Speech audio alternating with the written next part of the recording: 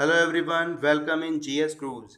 दोस्तों, आधुनिक भारत सीरीज में हमारा नेक्स्ट टॉपिक है अंग्रेजों की विस्तारवादी नीति व बंगाल। इस टॉपिक के अंतर्गत हम डिस्कस करेंगे कि किस प्रकार अंग्रेजों ने भारत में अपने शासन का विस्तार किया और एक एक करके क्षेत्रीय शक्तियों का दमन कर उस पर अपना कब्जा स्थापित किया। क्षेत्रीय शक्तियों में सबसे पहले हम बंगाल को डिस्कस करेंगे, बंगाल की स्थिति और उसकी विशेषताओं को जानेंगे। साथ ही डिस्कस करेंगे कि किस प्रकार अंग्रेजों की बंगाल में रुचि उत्पन्न होती है और बंगाल को अपनी सत्ता का केंद्र भारत में स्थापित करने के लिए उन्होंने कौन कौन से महत्वपूर्ण कदम उठाए। तो इस प्रकार से यह टॉपिक हम काफ़ी डीपली कवर करने वाले हैं। प्रारंभिक व मुख्य परीक्षा सिविल सेवा के लिए यह टॉपिक काफ़ी इम्पॉर्टेंट है और एक दिवसीय परीक्षाओं में भी यहाँ से प्रश्न काफ़ी बनते हैं, इसलिए वीडियो को लास्ट तक ज़रूर देखिएगा। वीडियो पीडीएफ और डेली करंट अफेयर्स के लिए आप हमें टेलीग्राम पे भी ज्वाइन कर सकते हैं। जो भी हमारे दोस्त यूट्यूब चैनल पर नए हैं, चैनल को सब्सक्राइब करें। साथ ही वीडियो को अधिक से अधिक शेयर किया करें, जिससे इसका लाभ अधिक से अधिक लोगों को मिल सके। तो चलिए टॉपिक को स्टार्ट करते हैं। दोस्तों, ब्रिटिश साम्राज्यवादी प्रसार को बंगाल के विशेष संदर्भ में हम यहाँ पढ़ेंगे। आधुनिक भारत में जिस बंगाल की बात करते हैं उसका समय 1651 से 1947 तक का है। दोस्तों, 1651 में ब्रिटिशर्स ने हुगली में अपनी फैक्ट्री स्थापित की और 1947 में भारत स्वतंत्र हुआ। इसी के बीच आधुनिक भारत के बंगाल को हम पढ़ते हैं। सबसे पहले हम बंगाल की स्थिति को समझ लेते हैं। दोस्तों, बंगाल की स्थिति यह थी कि यह 1651 से आगे मुगलों के अधीन एक राज्य था। उस समय राज्य को प्रांत या सूबा कहते थे। तत्कालीन बंगाल में वर्तमान का पश्चिम बंगाल, बांग्लादेश सहित, यानी कि बंगाल में अपना पश्चिम बंगाल और बांग्लादेश भी आते थे। इसके साथ ही बिहार का कुछ हिस्सा और उड़ीसा भी तत्कालीन बंगाल में सम्मिलित थे। इसके साथ ही 1651 से लेकर 1707 की स्थिति को देखें तो बंगाल में एक सशक्त शासन था, क्योंकि मुगल बादशाह औरंगजेब का शासन चल रहा था और औरंगजेब के समय में बंगाल में बिल्कुल शांति बनी रहती है। किसी प्रकार की अशांति या विद्रोह की स्थिति नहीं बन पाती है। लेकिन इसके बाद 1707 से लेकर 1751 की स्थिति को देखें तो इसी बीच भारत में अनेक हिस्सों में नादिर शाह, अहमद शाह अब्दाली और मराठों का आक्रमण प्रारंभ हो जाता है। फिर भी बंगाल में राजनीतिक शांति बनी रहती है। दोस्तों, औरंगजेब बंगाल में दो मुख्य अधिकारियों के माध्यम से शासन करता था। पहला है सूबेदार, और उस समय अजीमुशान सूबेदार था बंगाल का, और दीवान, जिसे वित्त मंत्री के रूप में जाना जाता है। औरंगजेब के समय मुर्शीद कुली खां बंगाल का दीवान था। बाद में फर्रुखशियर मुगल बादशाह बनते हैं और 1717 में मुर्शीद कुली खां को बंगाल का नवाब नियुक्त कर देते हैं। यहाँ ध्यान देने वाली बात यह है कि बंगाल का प्रथम व अंतिम नवाब था मुर्शीद कुली खां, जिसे मुगलों के द्वारा नियुक्त किया गया। इससे पहले बंगाल में या तो सूबेदार होते थे या दीवान होते थे, लेकिन जब फर्रुखशियर आता है तो यह बंगाल में एक नवाब को नियुक्त करता है। तो इस प्रकार से मुर्शीद कुली खां बंगाल का पहला नवाब था और अंतिम नवाब भी था, जिसे मुगल बादशाह के द्वारा नियुक्त किया गया। तो इसे आप बिल्कुल याद रखेंगे। इसके साथ ही 1717 में ही हमने पढ़ा है फर्रुखशियर द्वारा शाही फरमान जारी किया गया। डिटेल में इसे आगे डिस्कस करेंगे कि शाही फरमान क्या होता है। बंगाल की स्थिति को डिस्कस करने के बाद अब हम बंगाल की विशेषताओं को देखते हैं। तो मानचित्र पर बंगाल को अगर देखें तो यह भारत के बिल्कुल ईस्ट में बांग्लादेश के पास स्थित है। यह सभी जो राज्य थे, बांग्लादेश, पश्चिम बंगाल, उड़ीसा और बिहार, यह काफ़ी उपजाऊ क्षेत्र होते हैं, क्योंकि यहाँ पर नदियों का अवसाद ला करके इकट्ठा किया जाता है। आप सभी जानते हैं यहाँ पर गंगा का डेल्टा भी है। इस प्रकार से देखते हैं कि बंगाल की जो स्थिति है वह अत्यधिक उपजाऊ भूमि वाला राज्य था। इसके साथ ही बंगाल में कपास और जूट का उत्पादन बड़ी मात्रा में अभी भी होता है और ऐसे में यहाँ पर कपड़ों के कुशल कारीगर होते थे जो बेहतरीन कपड़े बनाते थे।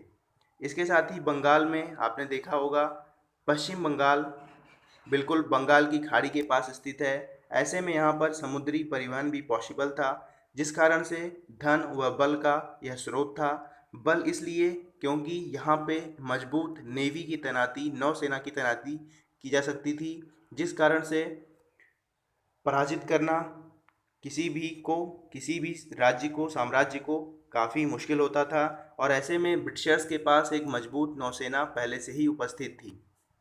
इसके साथ ही बंगाल में हमने देखा राजनीतिक शांति थी, वहाँ पर किसी भी प्रकार का विद्रोह या अशांति का माहौल नहीं था और यह सभी जो विशेषताएं थीं यह अंग्रेज़ों को बंगाल की ओर आकर्षित करने के लिए काम करती हैं। अब हम देखते हैं कि बंगाल की विशेषता के लिए प्रमाण क्या है। तो दोस्तों, ब्रिटेन एशिया के साथ जो व्यापार करता था, भारत नहीं, यहाँ पर एशिया की बात चल रही है। ब्रिटेन एशिया के साथ जो व्यापार करता था उसका लगभग 60% केवल बंगाल से ही व्यापार करता था। तो बंगाल की स्थिति काफ़ी ज़्यादा समृद्ध थी, यहाँ से व्यापार बड़ी मात्रा में ब्रिटेन के साथ होता था। 1706 से लेकर 1756 की स्थिति को देखें तो बंगाल ने स्वयं 65 करोड़ चांदी व्यापार के माध्यम से प्राप्त किया था और जो बंगाल का हुगली था, यहाँ से बड़ी मात्रा में वस्तुओं का निर्यात ब्रिटेन समेत फारस से और अरेबियन वर्ल्ड से होता था। तो दोस्तों, यानी कि ब्रिटेन व्यापारिक और आर्थिक रूप से काफ़ी ज़्यादा समृद्ध राज्य था और इस प्रकार से हम देखते हैं कि बंगाल आर्थिक और भौगोलिक रूप से काफ़ी सशक्त प्रांत था। ऐसे में ब्रिटिशर्स का यहाँ पर ध्यान आकर्षित होना स्वाभाविक है। बंगाल की स्थिति और विशेषताओं को देखने के बाद अब हम ब्रिटिशर्स की विस्तारवादी नीति को समझने का प्रयास करते हैं। ब्रिटिशर्स दो प्रकार से अपने साम्राज्य का विस्तार करते हैं। पहला है व्यापारिक विस्तार और दूसरा है राजनैतिक विस्तार। व्यापारिक विस्तार में 1611 में सबसे पहले मसूलीपट्टनम में अपनी पहली फैक्ट्री को स्थापित करते हैं। इसके बाद 1613 में सूरत में स्थायी फैक्ट्री स्थापित करते हैं। आपको जानकारी होगी 1608 में अंग्रेज सूरत में अपनी फैक्ट्री को स्थापित करना चाहते हैं, लेकिन तब इन्हें अनुमति नहीं मिल पाती है, लेकिन 1613 में सूरत में स्थायी फैक्ट्री को स्थापित करते हैं। 1639 में मद्रास में फोर्ट विलियम की स्थापना होती है। इसके साथ ही 1661 में विवाह संबंधों के माध्यम से पुर्तगालियों से मुंबई को प्राप्त करते हैं। 1651 में हुगली में फैक्ट्री स्थापित करते हैं और यहीं से अंग्रेज़ों का बंगाल में प्रवेश प्रारंभ हो जाता है। यहीं से बंगाल में अंग्रेज अपनी रुचि को दिखाने लगते हैं। अब हम राजनीतिक विस्तार की बात करें कि अंग्रेज़ों ने राजनीतिक विस्तार किस प्रकार से किया। तो दोस्तों, यूरोपीय कंपनियों के प्रति उन्होंने जो रुख अपनाया, सबसे पहले हम उसे देखते हैं। तो पुर्तगालियों से इनका पहला सामना होता है अंग्रेज़ों का 1612 में सूरत में, लेकिन ब्राज़ील की खोज होने के बाद पुर्तगालियों का पूरा ध्यान ब्राज़ील में चला जाता है, जिस कारण से भारत में जो पुर्तगाली होते हैं वह दमन दीव और गोवा के क्षेत्र में ही सीमित रह जाते हैं। तो इस प्रकार से पुर्तगाली अंग्रेज़ों के सामने अपने आप ही एलिमिनेट हो जाते हैं। अब हमने पढ़ा है यूरोपीय कंपनियों के आगमन वीडियो में कि डच 1759 में अंग्रेज़ों से युद्ध करते हैं वेदरा का, जिसमें डच बुरी तरीके से पराजित होते हैं। इसके बाद हमने पढ़ा था कि फ्रांसीसी जो यूरोपीय कंपनी थी, इनके साथ अंग्रेज़ों ने कर्नाटक के 3 युद्ध लड़े। 1746 से लेकर 1760 तक ये युद्ध चला। इसके अलग अलग कारण थे, अलग अलग संधियों के माध्यम से यहाँ पर युद्ध को समाप्त किया गया, लेकिन वांडीवास 1760 में होता है अंग्रेज़ों और फ्रांसीसियों के मध्य, जिसमें फ्रांसीसियों का पूरी तरीके से भारत से सफाया हो जाता है। तो इस प्रकार से अंग्रेज़ों ने अपने सामने सभी पुर्तगाली, डच और फ्रेंच जैसी यूरोपीय कंपनियों को, इनकी चुनौतियों को समाप्त किया और अब अंग्रेज ही एकमात्र बढ़िया अवस्था में रहने वाली एक यूरोपीय कंपनी बच गई थी। इसके साथ ही दोस्तों 1717 में प्रसंग आता है कि जॉन सरमन मिशन फर्रुखसियर के पास जाते हैं। इस मिशन में एक डॉक्टर थे, फर्रुखसियर का बढ़िया इलाज करते हैं, जिससे प्रसन्न होकर के फर्रुखसियर कंपनी के लिए शाही फरमान जारी करता है। इसमें क्या होता है, फर्रुखसियर मात्र 3000 रुपए के वार्षिक कर में अंग्रेजी कंपनी को बंगाल में मुक्त व्यापार की अनुमति दे देती है। इसके साथ ही 10,000 रुपये के वार्षिक कर पर सूरत में मुक्त व्यापार की छूट मुग़ल बादशाह अंग्रेजी कंपनी को दे देते हैं, ईस्ट इंडिया कंपनी को दे देते हैं। इसके साथ ही तीसरी इसकी मुख्य बात है कि जो अंग्रेज मुंबई में सिक्का ढालते थे, यह संपूर्ण मुग़ल शासन में अब वैध करार दे दिया गया था इस शाही फरमान से। तो इस प्रकार से कंपनी को बड़े पैमाने पर मुक्त व्यापार का छूट मिला था बंगाल सूरत में, और मुंबई के सिक्के को संपूर्ण भारत में लगभग मान्यता भी दे दी गई थी, इसलिए इसे कंपनी का मैग्ना कार्टा भी कहते हैं। तो इसे याद रखेंगे, शाही फरमान।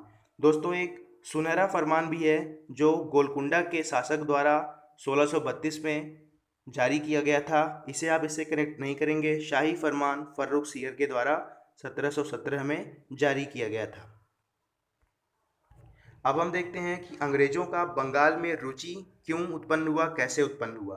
तो दोस्तों, हमने डिस्कस किया बंगाल का आर्थिक रूप से समृद्ध होना। बंगाल में व्यापार काफ़ी बड़ी मात्रा में होता था, यहाँ पर उपजाऊ भूमि थी, समुद्रिक व्यापार में सुविधा थी। ऐसे में बंगाल के लिए अंग्रेजों की रुचि होना स्वाभाविक था। समुद्री परिवहन यहाँ से धन और बल का स्रोत था। इसके साथ ही अंग्रेजों की जो साम्राज्यवादी नीति थी, जिसका उद्देश्य होता है अधिकतम लाभ, यह यहाँ पर यानी कि बंगाल में पूरा होने की उम्मीद थी, जिस कारण से अंग्रेज बंगाल में रुचि लेते हैं। इसके साथ ही अंग्रेज कर्नाटक युद्ध फ्रांसीसियों से लड़ते हैं और यूरोप में भी इनका युद्ध चलता है, सप्तवर्षीय युद्ध व ऑस्ट्रिया का युद्ध। ऐसे में युद्ध को जारी रखने के लिए अंग्रेजों को धन की आवश्यकता होती है और इनकी यह मनोकामना पूर्ण होती है, सोने की चिड़िया कहा जाने वाले भारत से। तो इसलिए बंगाल से अब अंग्रेजों की रुचि उत्पन्न होती है। इसके साथ ही यूरोप में बुलियन और वाणिज्यवाद का कॉन्सेप्ट चल रहा था। बुलियन का अर्थ होता है सोने व चांदी के सिक्के, और वाणिज्यवाद के अंतर्गत जो विचारधारा थी उसमें कहा जाता था कि एक राज्य के पास अधिक से अधिक मात्रा में बुलियन होना चाहिए, यानी कि राज्य अपने पास अधिक से अधिक सोने और चांदी के सिक्के रखे।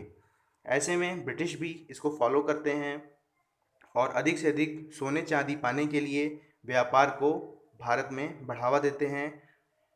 दोस्तों, बंगाल प्राप्ति के लिए अब हम देखते हैं कि अंग्रेजों ने कौन कौन से कदम उठाए। तो 1651 में हमने डिस्कस किया, हुगली में इन्होंने फैक्ट्री स्थापित की। इसके साथ ही 1717 में शाही फरमान फर्रुख सियर से हासिल किया और अलीनगर की संधि करते हैं। दोस्तों, अलीनगर की संधि को हम बंगाल के नवाबों के संदर्भ में डिटेल में पढ़ेंगे, लेकिन यह अलीनगर की संधि असफल रहती है। इसके साथ ही बंगाल को पाने के लिए 1757 में प्लासी का युद्ध और 1764 में बक्सर का युद्ध अंग्रेज लड़ते हैं। दोस्तों, बक्सर के युद्ध के बाद अंग्रेजों के सामने कोई बड़ी चुनौती नहीं रह जाती है, जिस कारण से अंग्रेजों का भारत पे एकाधिकार स्थापित हो जाता है। इसके साथ ही अंग्रेज बंगाल को अपनी सत्ता का केंद्र बनाते हैं।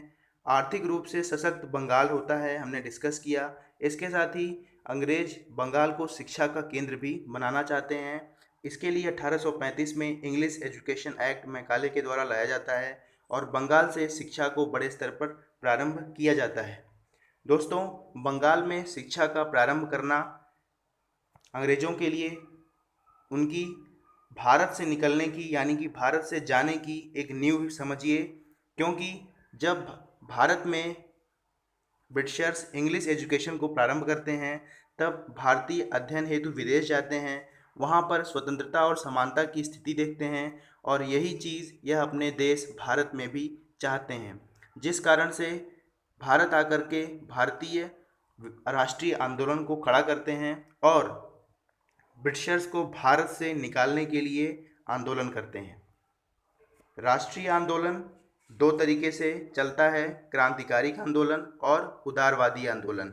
हमने इसके बारे में जानते भी हैं और आगे डिस्कस भी करेंगे। इसके साथ ही 1905 में बंगाल का विभाजन होता है और इसके विरोध में बंगभंग आंदोलन या स्वदेशी आंदोलन 1906 से 1907 चलता है और इसके बाद भी बंगाल में छिटपुट विद्रोह बड़ी मात्रा में होने लगते हैं। ऐसे में अंग्रेजों ने देखा कि बंगाल में अब उनके खिलाफ विद्रोह काफ़ी बड़ी मात्रा में बढ़ चुका है। ऐसे में वह अपनी राजधानी कलकत्ता से दिल्ली स्थानांतरित करने का निर्णय लेते हैं। जॉर्ज पंचम कलकत्ता से दिल्ली में राजधानी स्थानांतरित करने का निर्णय 1911 में सुनाता है। इसके बाद दिल्ली का उद्घाटन लॉर्ड इरविन के द्वारा किया जाता है 1931 में, तब जब एडवर्ड लुटियन और हार्वर्ड ब्रेकर के द्वारा दिल्ली को राजधानी के रूप में तैयार कर दिया जाता है। तो इन सभी पॉइंट्स को आप याद रखेंगे। इस प्रकार से हमने ब्रिटिशर्स के विस्तारवादी नीति के अंतर्गत बंगाल को पढ़ा, बंगाल की स्थिति को जाना, साथ ही बंगाल की कुछ विशेषताओं को जाना, जिस कारण से अंग्रेज़ों की रुचि बंगाल में उत्पन्न होती है और अंग्रेज बंगाल को पाने के लिए महत्वपूर्ण कदम उठाते हैं, युद्ध लड़ते हैं। इसके साथ ही आगे हम पार्ट 2 में, यह हमारा पार्ट 1 था, पार्ट 2 में बंगाल के नवाबों को डिस्कस करेंगे और जानेंगे कि किस प्रकार से इन्होंने अंग्रेज़ों के साथ साठगांठ की और अंग्रेज़ों ने बाद में इन्हें ही हरा करके बंगाल पर किस प्रकार से कब्जा स्थापित किया और कालांतर में अपनी सत्ता का केंद्र अंग्रेज बंगाल में स्थापित करते हैं। आई होप ये वीडियो आपको काफ़ी पसंद आई होगी। वीडियो पसंद आए तो वीडियो को लाइक ज़रूर करें, साथ ही चैनल को सब्सक्राइब करें और बेल आइकन प्रेस करें, जिससे आपको आने वाली वीडियोज़ की नोटिफिकेशंस और अपडेट्स समय समय पर मिलती रहे। मिलते हैं अगले वीडियो में नए टॉपिक के साथ। Stay tuned. Thanks for watching.